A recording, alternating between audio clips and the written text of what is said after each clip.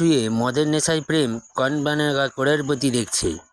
হঠাৎ করে বউয়ের ফোন এলে ফোনটা রিসিভ করে কথা বলতে বলতে এঁটো বাসনগুলো ধুয়ে নিয়ে ছাদের সেই ছোট্ট রুমে চলে আসে। ফেমের লতা মঙ্গেশকরের গান জোরে চালিয়ে দিয়ে ধারালো একটা ছুরি নেয়। তারপর দরজা খুলতেই আমরা দেখতে পাচ্ছি একটি স্কুল ড্রেস পরা মেয়ে মৃত অবস্থায় পড়ে রয়েছে।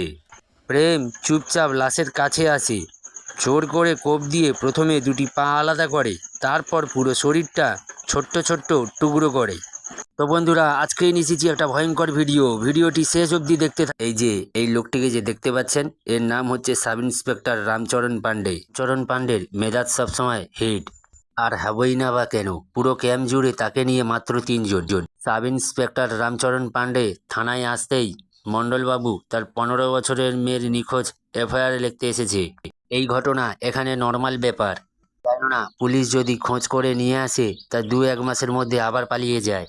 বোর্ডে একের পর এক মিসিং ভিকটিমদের ছবি চাপা পড়ে গিয়েছে, তবুও মণ্ডলবাবু বুক ভরা আশা নিয়ে তার নিখোঁজ হয়ে যাওয়া মেয়ের ছবিটি বোর্ডে লাগিয়ে দেয়। একদিন সকালবেলা বস্তির সমস্ত বাচ্চারা মিলে বল খেলছিল, আর তাদের বলটি একটি নর্দমায় গিয়ে পড়ে। এই নামে একটি বাচ্চা বলটিকে তুলতে গেলে একটি কালো কাভারের দিকে তার লক্ষ্য পড়ে, যার মধ্যে ছিল মানুষের একটি কাটা হাত। ঘটনাস্থলে ইন্সপেক্টর রামবাবু এলে সমস্ত বস্তির মানুষজনকে ডেকে এটি বানরের কাটা হাত বলে কেসটিকে ধামাচাপা দেওয়ার চেষ্টা করে।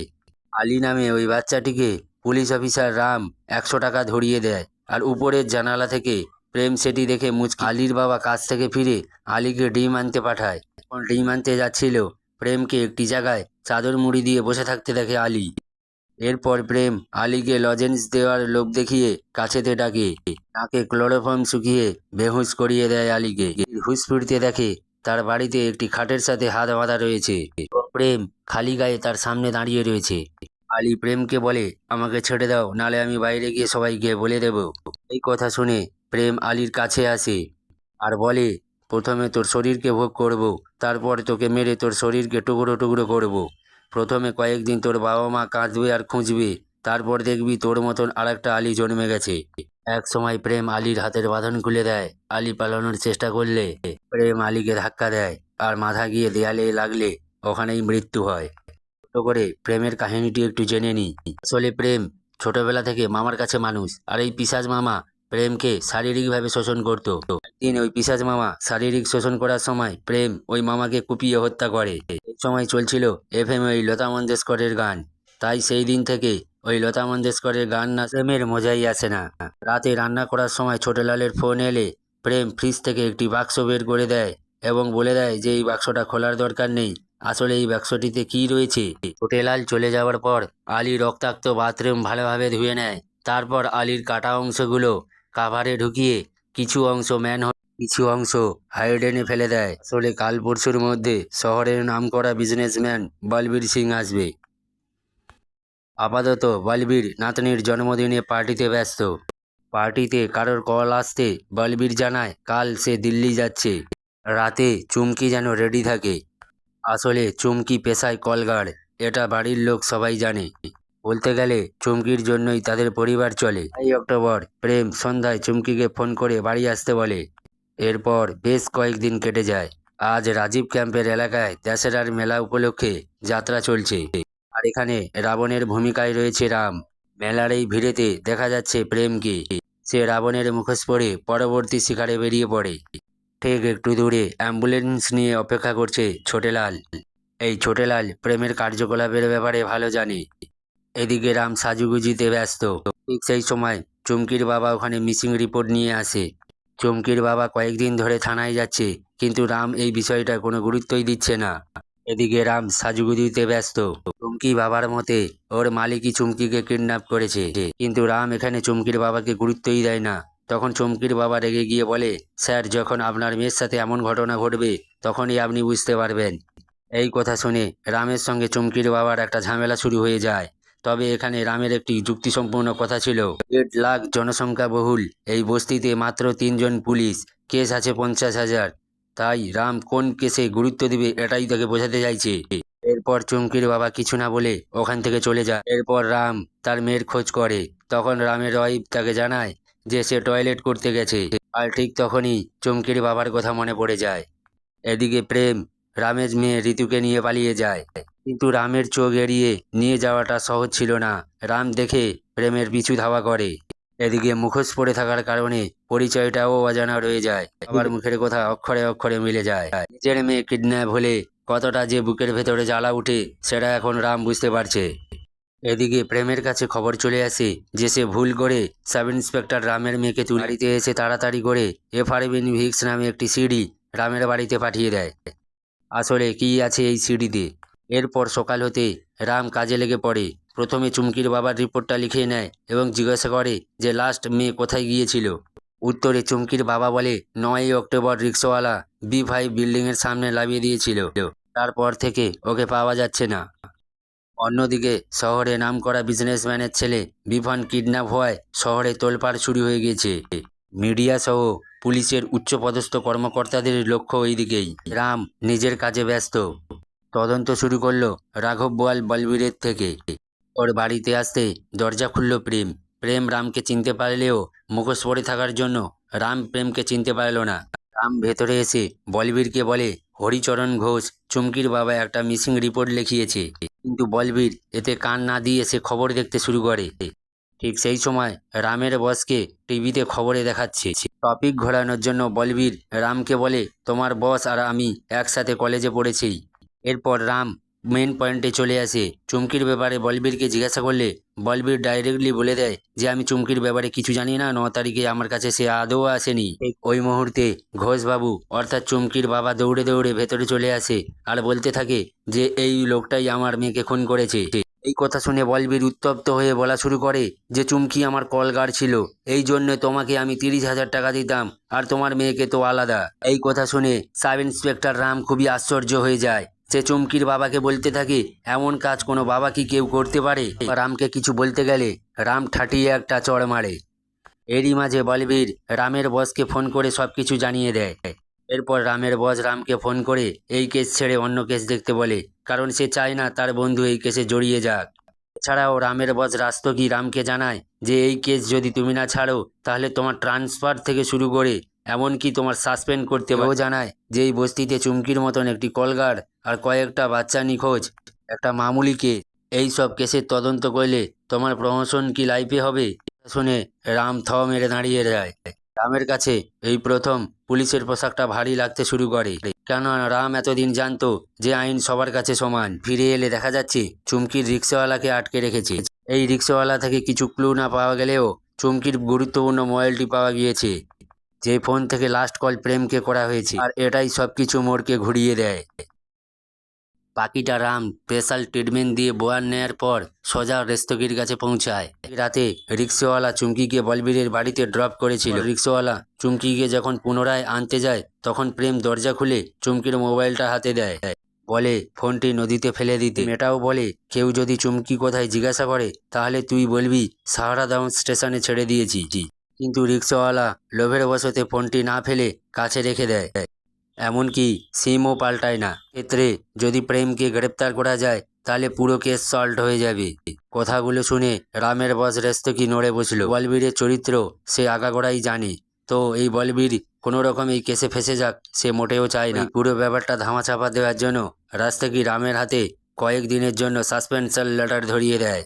এরপর রাম বন্দুক বেল্ট রেখে বেরিয়ে যাচ্ছে। ঠিক সেই সময় দেখতে পায় পুলিশ প্রশাসনের জয় জয়কার চলছে, কেননা 2 দিনের মধ্যে শহরের নামকরা বিজনেসম্যানের ছেলেকে পুলিশ উদ্ধার করেছে। হাল ছাড়লো না। কয়েক সপ্তাহ ধরে প্রেমের উপরে পুলিশ অফিসার রাম নজর রাখে। ছুটিতে বাড়িতে রমরমিয়ে বিদেশিদের নিয়ে ফুর্তি চলছে, আর সেগুলোর ভিডিও রেকর্ডিং কনস্টেবল শ্রবণের সাথে কথা নিয়ে আলোচনা করছে। শ্রবণ জানায় কাল থানায় নতুন এসএসপি ভুবনবাবু আসছে। তোমার ব্রস প্রমোশন পেয়ে সিবিআইয়ে জয়েন করেছে।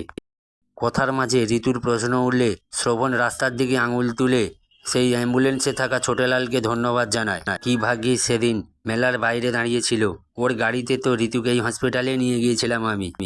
তখন রামের টনক নড়ে যায়, কেননা কয়েকদিন ধরে রামের উপরে যখন নজর রাখছিল তখন ছোটেলাল প্রেমের সাথে দেখা করতে আসতো। অর্থাৎ অ্যাম্বুলেন্স এমনি দাঁড়িয়ে ছিল না বাচ্চা তোলার জন্য। দুজনে মিলে সোজা ছোটেলালকে তুলে আনলো এলাকার বাইরে একটি ফাঁকা বাড়িতে। 3-4 বার মার পড়তেই ফটফট করে বেরিয়ে পড়ল। সেদিন রাবণের মুখোশ পরে থাকা লোকটা ছিলই প্রেম। রাম ছোটেলালকে উদ্যম উদ্যম আরও গেলাতে থাকলো। পর রাম অফিসে জয়েন করে এসএসপি ভুবনেশ্বরের সঙ্গে দেখা করে। আর এটা রাস্তোগির মোটেও ভালো লাগছিল না। বিচারের জন্য আইনের বাইরে গিয়ে কাজ করে বহুবার ট্রান্সফার হয়েছে, তাই কেস ঘুরতে বেশিক্ষণ সময় লাগবে না। ওখান থেকে দ্রুত বেরিয়ে এসে রাস্তোগি একজনকে ফোন করে। ছোটেলালকে ধরে ফেলার খবর বলবীরের কানে আসতে বলবীর ফোন করে হরিয়ানার সুপার কিলারের কাছে। এই সুপার কিলারের দুটি ছেলে, মূলত ওই দুই ছেলে বাবাকে সাহায্য করে। এদিকে ভুবনেশ্বরকে নিয়ে বেরিয়ে পড়েছে রাম সেই ফাঁকা বাড়িটিতে যেখানে ছোটেলালকে বেঁধে রেখেছে। কিন্তু ভুবনেশ্বর ও রাম আসার আগে সুপার কিলার এবং তার দুই ছেলে মিলে ছোটেলালকে মেরে সেখানে জ্বালিয়ে পুড়িয়ে দেয়। যখন রাম এসে পৌঁছায় তখন সব শেষ। রাম তো ভেবেই পাচ্ছে না শ্রবণকে দেখাশোনার জন্য রেখে যাওয়ার পরই ছোটেলাল কিভাবে কিডন্যাপ হয়। রাগের বশতে শ্রবণকে মারতে থাকে। এরপর এই কেস হাতছাড়া হওয়ার আগে ভুবনেশ্বর প্রেমকে গ্রেপ্তার করার অর্ডার দেয়। এরপর প্রেমকে গ্রেপ্তার করে, কিন্তু প্রেমের বয়ান এতটাই মারাত্মক ছিল যে পুলিশ ক্যারিয়ারে তারা জীবনে শুনেনি। সামনে দেওয়া প্রেমের বয়ান ছিল যে, স্যার, এই যে চুমকিকে খুঁজছেন, এই চুমকিকে আমি নিজের হাতে 9 আগস্ট বলবীর সিং বাড়িতে ছিল না, তাই চুমকিকে আমি কাস্টমার দেওয়ার নাম করে বাড়িতে ডাকি। আগে থেকে জানতাম বলবীরের সাথে চুমকি শোয়। কিছু টাকা দিয়ে চুমকিকে বললাম আমাকেও কিছুটা ভোগ করতে দাও, কিন্তু এর পরিবর্তে চুমকি আমায় অপমান করলো। আদৌ জানতো না আমি ছোটবেলায় আমার মামাকে কুপিয়ে কুপিয়ে মেরেছি। এই লোকের কাছে একটা কলগার্ল দাপট দেখাচ্ছে। দেরি না করে পেছন থেকে অয়না দিয়ে গলাটা চেপে ধরলাম। বেঁচে থাকতে আমাকে ভোগ করতে দিল না, তাই ওকে মারার পর আমি যত খুশি ওর সাথে শারীরিক মিলন করেছি। এরপর ওর বডিটা টুকরো টুকরো করে কাভারে ভরেছি, ড্রেনে ফেলে দিই যাতে গন্ধ না আসে। কেটে গেল। এভাবেই এতদিন ধরে আমি করে আসছি। বস্তির বাচ্চাগুলো নিখোঁজ হয়ে যাওয়ার পর ফেরে না তো ওই কারণেই। শারীরিক মিলন করার পর ওদের হয়তো মেরে দিই, আর মারার পর টুকরো টুকরো করে রান্না করে কিছু অংশ খাই আর নর্দমায় ফেলে দিই। আর ওদের অর্গানগুলো ছোটেলালের মাধ্যমে বেচে দিই। আর সবচেয়ে মজার কথা, আমি নিজে এই বস্তির 24টার বাচ্চার মাংস খেয়েছি। তবে স্যার, আমার টার্গেট কিন্তু 50। ধরা পড়ার তো কোনো টেনশনই নেই, কেননা বলবীর তো আমার পাশেই আছে। রাম ও ভূপেন দুজনেই থক মেরে যায়, প্রেমকে হেফাজতে নিয়ে নেয়। শুরু হলো তদন্ত। পরের দিন সেক্টর 30-র বাগান থেকে উদ্ধার হয় 25টা বাচ্চার খুলি এবং চুমকির প্যাড। থেকে উদ্ধার হয় কালো প্লাস্টিকে ভরা পচা গলা দেহর কিছু অংশ। এর মধ্যে পুলিশ প্রশাসন, মিডিয়া সহ গোটা দেশের নজর কাড়তে বেশি সময় লাগলো না। সহ বলবীরকে গ্রেপ্তার করে তিহার জেলে পাঠিয়ে দেয় এবং কেস সিবিআইয়ের কাছে হস্তান্তর করে। কোথায় আছে ক্ষমতা যার হাতে, তার সব কিছু মাপ। এদিকে হোম মিনিস্টারের হস্তক্ষেপে কেস ঘুরিয়ে পুলিশের অবহেলার কারণ দেখিয়ে রামকে কিছুদিনের সাসপেন্ড করে।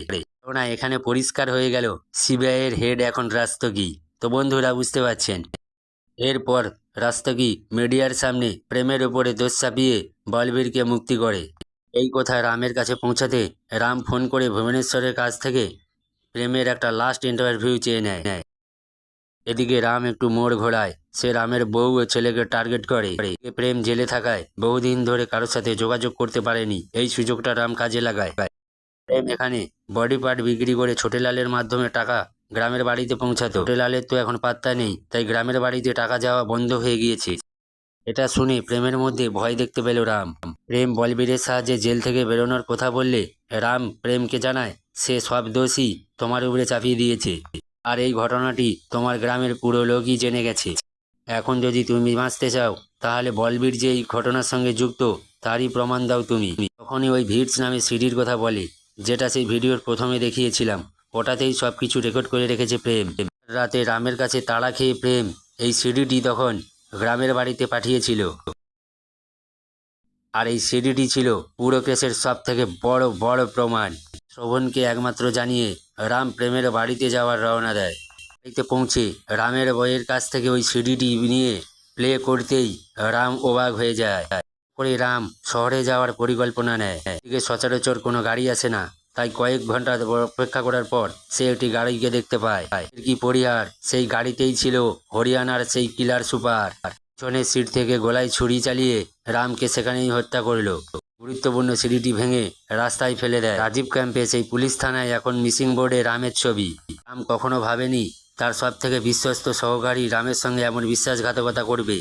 রাস্তোকা অফিস থেকে বেরিয়ে শোভনকে ফোন করে এবং প্রমোশনের লোভ দেখিয়ে রামের বিরুদ্ধে কাজ করার কথা বলে।